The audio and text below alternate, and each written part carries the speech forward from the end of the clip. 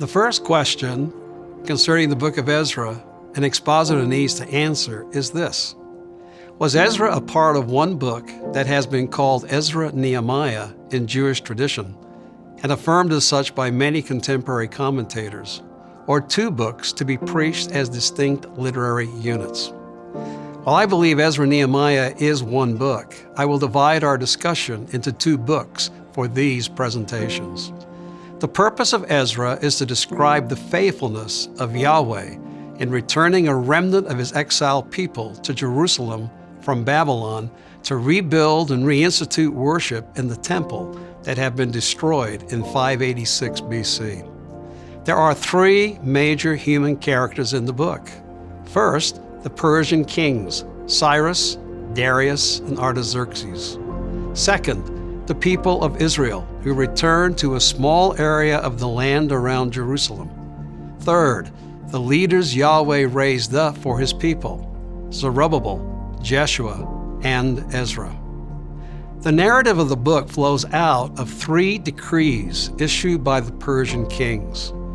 First, in chapter 1, an empire-wide proclamation based upon Cyrus's decree issued in 538 BC commanded the rebuilding of the temple in Jerusalem. This decree was based upon Yahweh's sovereign action in response to prophetic promise recorded in Jeremiah.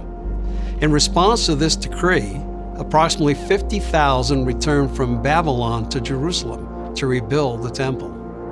However, after the foundation of the temple was laid, opposition led to a delay in the construction.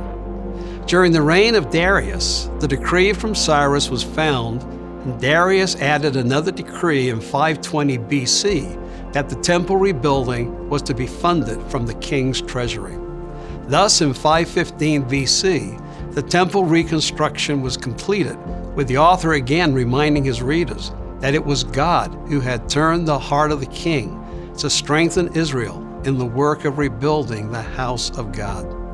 Then in chapter 7, in 458 BC, Artaxerxes issued a third decree that allowed Ezra to return from Babylon to Jerusalem to complete the establishment of the temple sacrifices and to teach the people the law of Moses. Ezra affirmed that this decree had been put into the king's heart by Yahweh. However, upon his return to Jerusalem, Ezra had to deal with the sin of Israel in marrying pagan worshippers of idols.